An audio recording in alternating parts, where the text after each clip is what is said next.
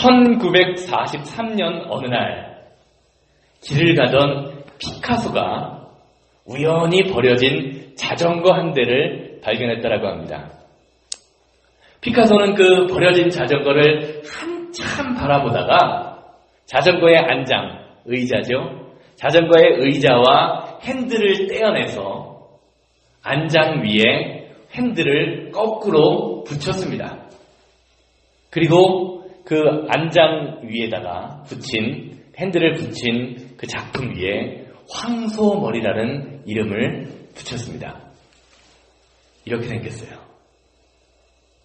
주보 앞에도 있으니까 주보 앞에를 보셔도 되는데 이렇게 생겼습니다. 그리고 약 50년이 지난 어느 날 길거리에 버려졌던 자전거의 안장과 핸들로 만들어진 이 피카소의 황소머리라는 작품은요, 영국의 경매시장에서 293억 원, 약 2,900만 불이죠.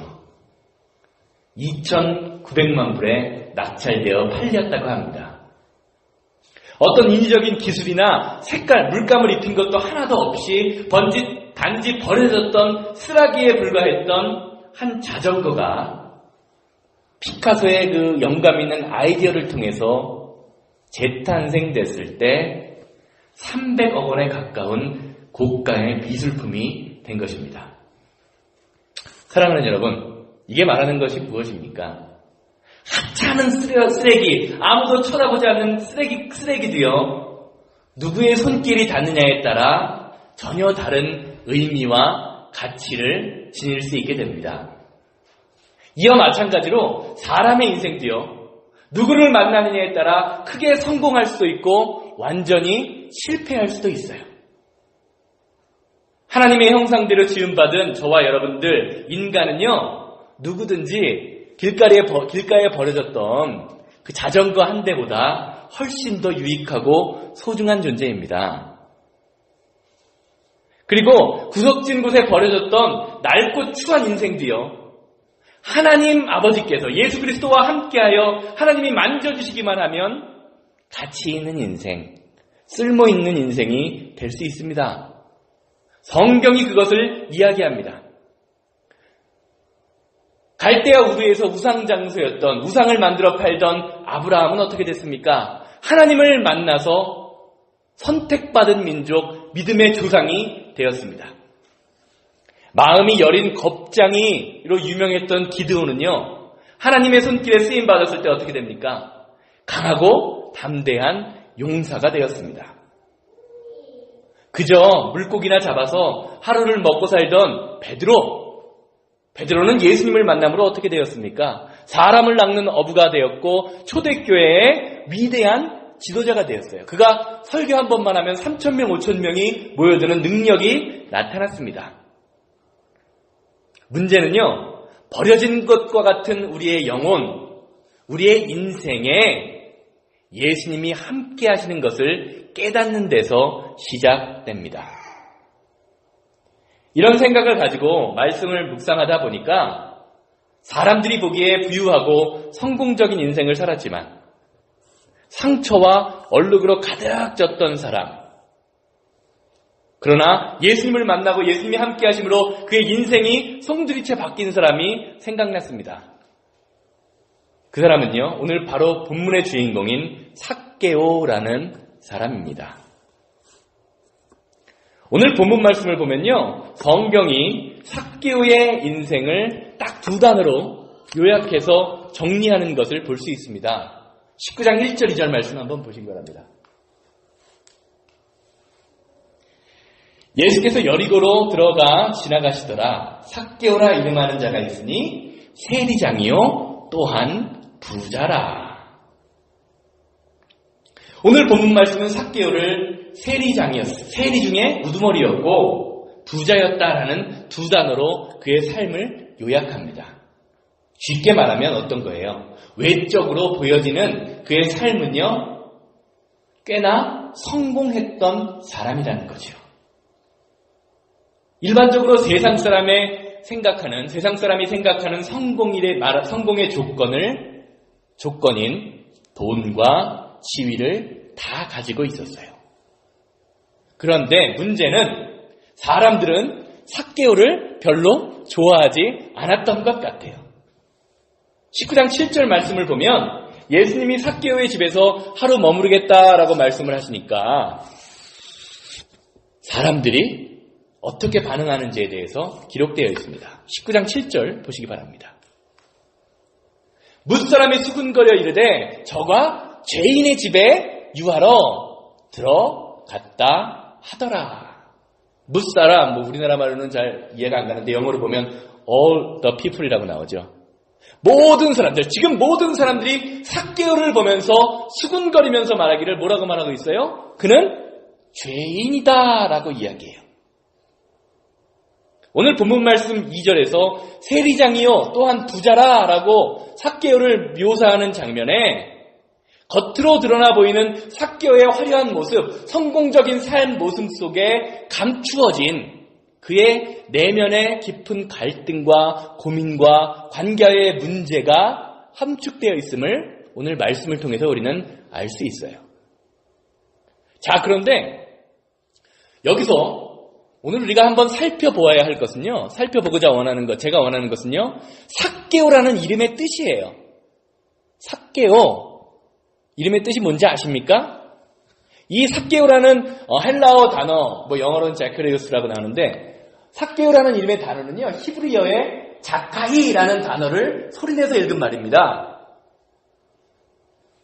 그 자카이라는 단어의 의미는 무엇이냐? 순전한, 온전한, 의로운이라는 의미를 가지고 있어요. 이러한 의미를 가지고 오늘 본문 말씀 2절 말씀을 다시 읽으면 이렇게 해석할 수 있어요. 삭개오라고 이름하는 자가 아니라 의로움이라고 이름하는 자, 의로움이라고 불리우는 자가 있으니 그는 세리장이었고 또한 부자였다. 그런데 7절 말씀과 연결지어 보면 어떻게 됩니까? 의로움이라는 사람이 있었는데 사람들이 그를 싫어했다라고 연결할 수 있는 거죠. 겉으로는 의로운 사람, 그리고 심지어는 그의 이름조차도 의로움이라고 하는 사람인데 사람들은 그를 싫어했다라는 거예요. 7절 말씀에 뭇사람이 보고 수군거리다라고 할 때 이 수군거리다라는 표현은 우리나라 말로 그냥 수군수군거리면서 이야기했다라고 표현하지만 헬라어 단어 원어의 표현을 보면 불평하다라는 말이라고 합니다.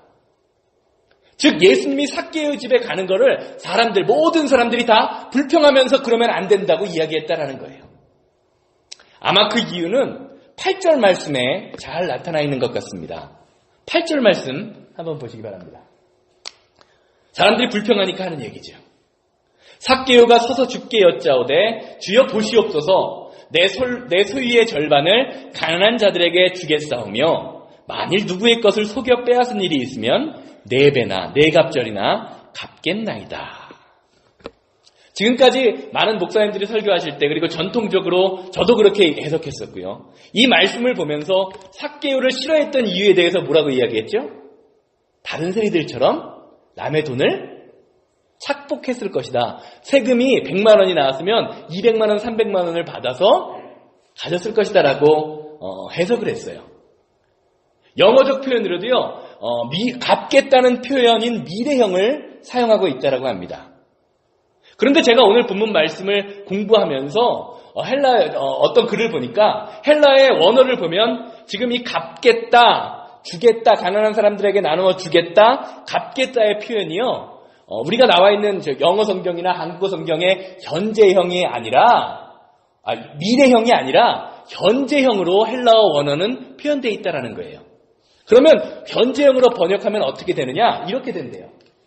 주님 보십시오. 나의 있는 것들의 절반을 내가 가난한 자들에게 나누어 줍니다. 그리고 만일 어떤 자의 것을 내가 속여 강탈했다면 그에게 4배를 갚습니다. 성경학자들에 의하면 8절 말씀을 미래형의 갚습니다라가 아니라 갚겠습니다라가 아니라 갚습니다라고는 현재형으로 해석을 하면 남의 것을 빼앗다는 의미를 나타내기보다 나는 남의 것을 뺏은 적이 없기 때문에 만약에 혹시 있다면 갚겠습니다라는 의미가 더 강해진대요.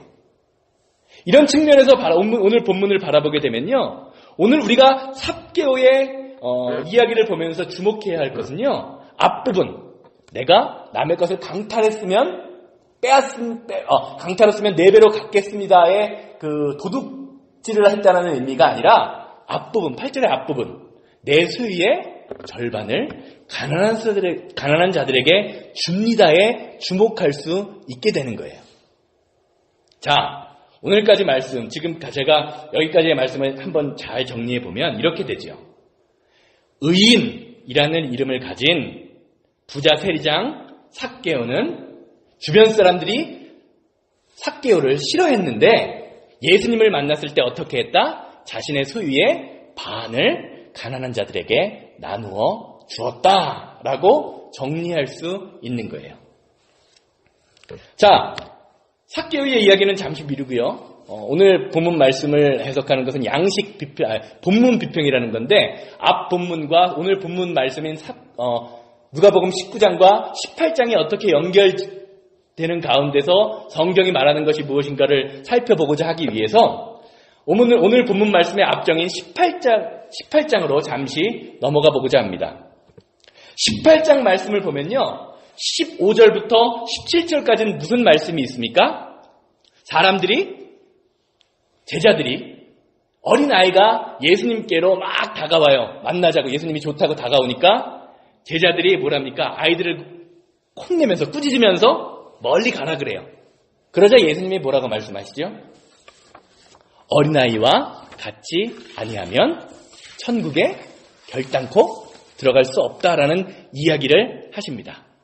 그리고 그 이후에 18절부터 30절까지는 어떤 말씀을 하시냐면 어느 부자 관리가 예수님께 찾아와요. 그리고 질문합니다. 예수님, 어떻게 하면 내가 영생을 얻을 수 있습니까? 라고 질문을 하면서 부자인데 영생을 얻고 싶습니다. 라고 이야기해요. 그러자 예수님이 말씀하시죠. 10계명의 말씀을 지켜라. 그러자 이 부자는 이렇게 얘기합니다. 나는요, 어렸을 때부터 10계명의 모든 말씀을 다 지켰습니다. 라고 이야기해요. 그러자 예수님이 결론 지어서 뭐라고 말씀하십니까? 18장 22절 보면 이렇게 얘기하시죠. 예수께서 이 말을 들으시고 이르시되 내게 아직도 한 가지 부족한 것이 있으니 내게 있는 것을 다 팔아 가난한 자들에게 나누어 주라. 그리하면 하늘에서 내게 보화가 있으리라. 그리고 와서 나를 따르라. 그러자 성경은 무엇이라고 이야기합니까? 이 부자가 돈이 많아서 근심하면서 떠나갔다라고 이야기합니다. 영생을 찾으러 왔는데 영생을 주겠다고 하니까 어떻게 하는 거예요? 돈 때문에 못했다는 거죠. 그러자 예수님은요 이렇게 얘기하십니다. 재물 많은 사람이 하늘나라에 들어가는 것이 얼마나 어려운지 낙타가 바늘기로 들어가는 것이 부자가 천국에 들어가는 것보다 쉽다라고 이야기하십니다. 그러면서 그렇게 이야기하자 제자들은요 이렇게 얘기해요. 그럼 예수님 그렇게 부자가 우리가 일반적으로 하나님께 축복받았다고 이야기하는 부자가 천국에 들어갈 수 없다고 하는데 그럼 도대체 누가 구원을 얻겠습니까? 라고 이야기하니까 예수님이 이렇게 이야기하시죠. 18장 27절 한번 성경에 있으신 분들 보세요. 무릇 사람이 할 수 없는 것을 하나님은 하실 수 있으시다 라고 이야기해요. 자, 이제 18장의 말씀은 정리하고요. 다시 한번 삭개오의 행동으로 돌아가 보도록 하겠습니다. 자, 삭개오가 예수님을 만나기 위해서 한 행동이 뭐죠? 예수님을 한번 보기 위해서 한 행동이 뭡니까? 앞으로 뛰어가서 어떻게 한 거예요? 돌무화과 나무, 옛날에는 뽕나무라고 번역을 했었는데 요 새로 나온 성경엔 돌무화과 나무로 해석을 해요. 그런데 이 지금 삭개오의 행동이요, 당시 이스라엘 문화에서는요, 어른들이 하는 행동으로는요, 아주 많이 비상식적인 행동이에요. 우리가 예수님의 성화 혹시 보셨나 모르겠어요. 예수님의 성화 보면 예수님이 어떤 옷을 입고 계십니까? 지금처럼 이렇게 앞 단이 다 막혀있는 단의 옷을 입고 있는 것이 성가대 가운 같은 옷을 입고 계시잖아요. 쭉 펴져 있는 옷.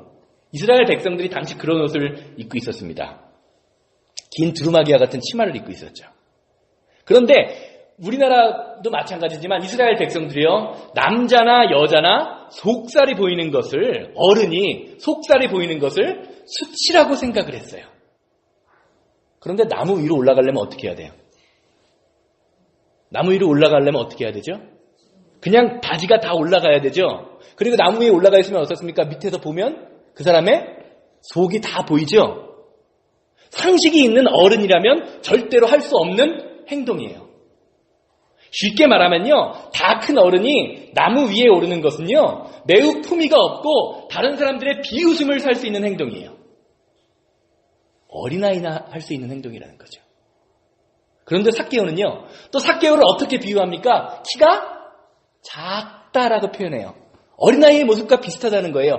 행동과 모습이 어린아이와 비슷하다는 거죠. 삭개오는 철저하게 어린아이와 같이 행동하고 있고 어린아이처럼 즉각 예수님의 말씀에 반응하고 있어요. 자, 또 예수님이 자신의 집에 방문하겠다고 하자 예수님이 죄인의 집에 들어간다고 막 사람들이 불평해요.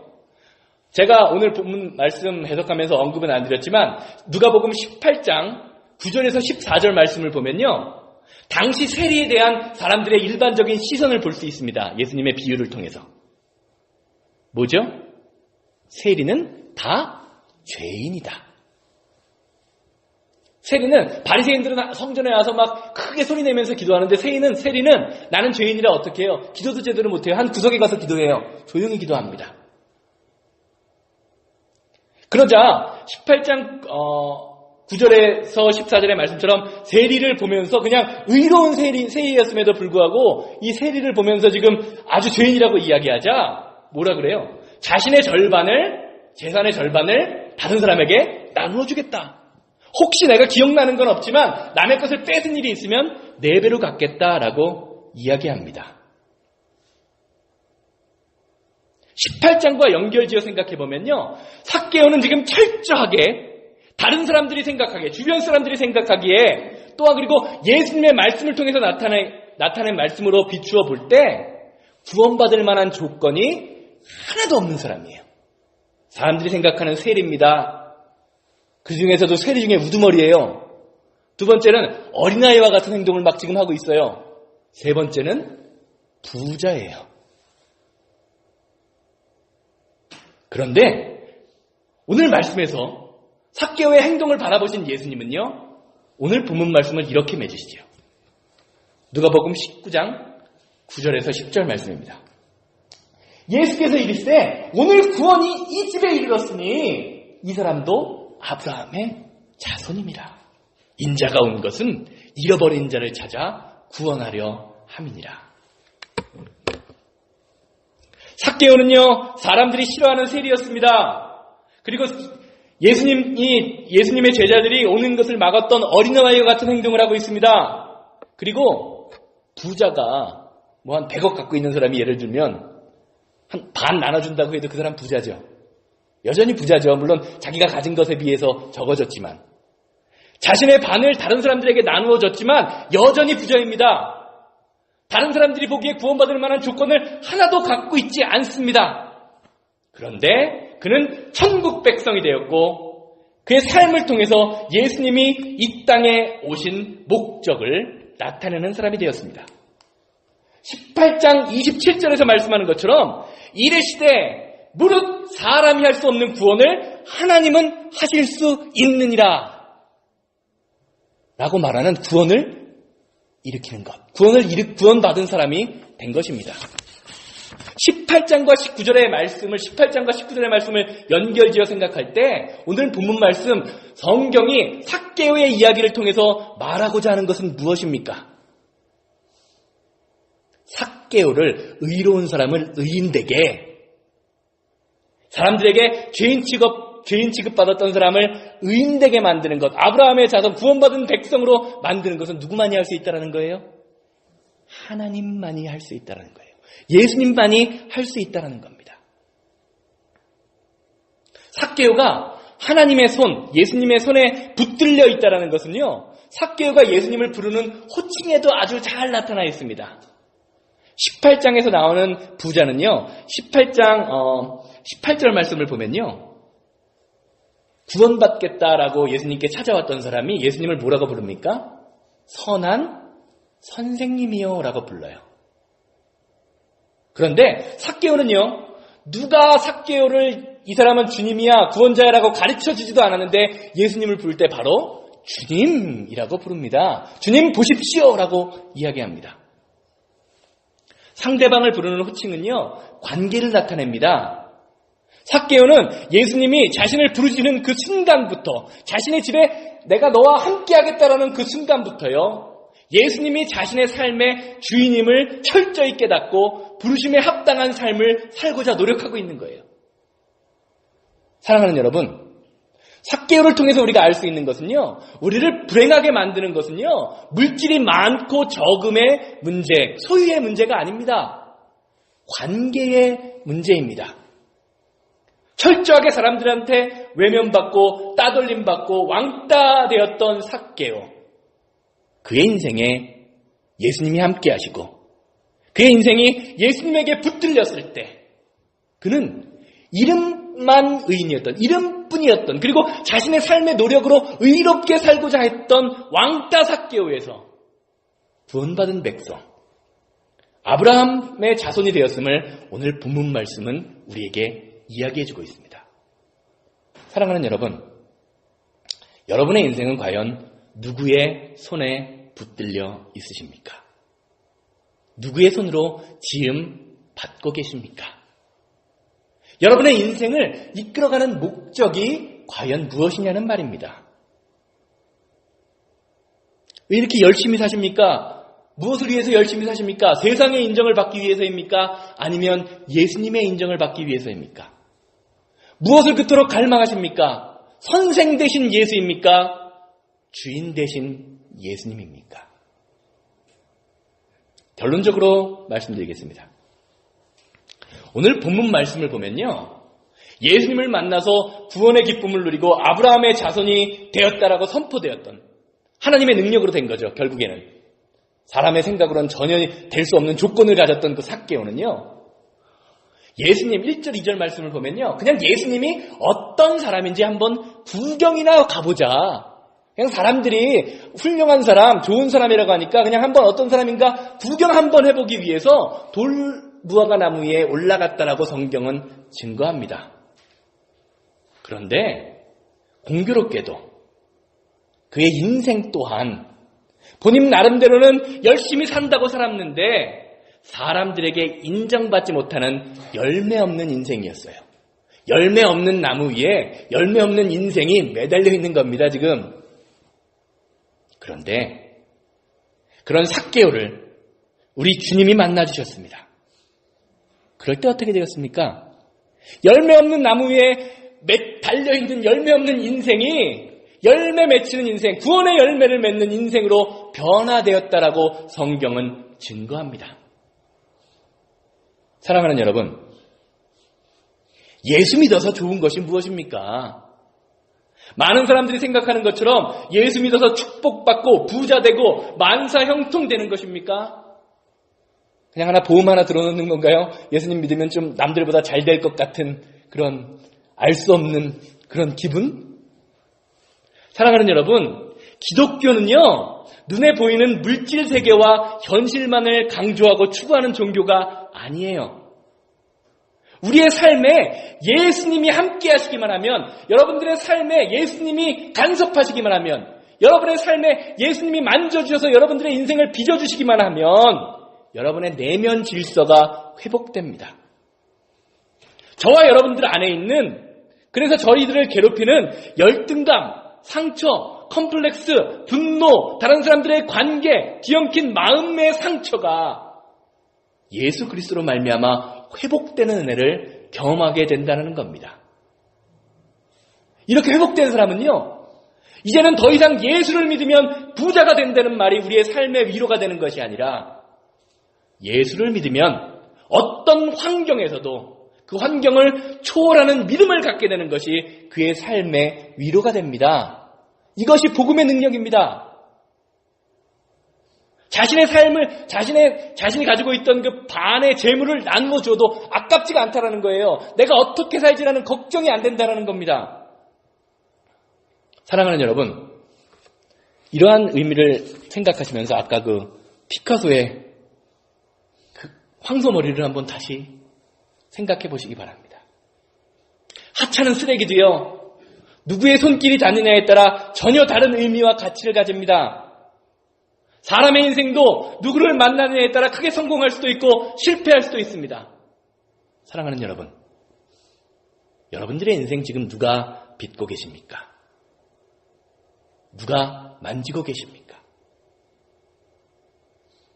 혹시 저와 여러분들도 누가복음 18장에 나오는 부자처럼 영생을 갈망하기 위해서 이 자리에 나오셨는데 내가 생각하는 조건에 맞지 않아서 포기하고 있지는 않습니까?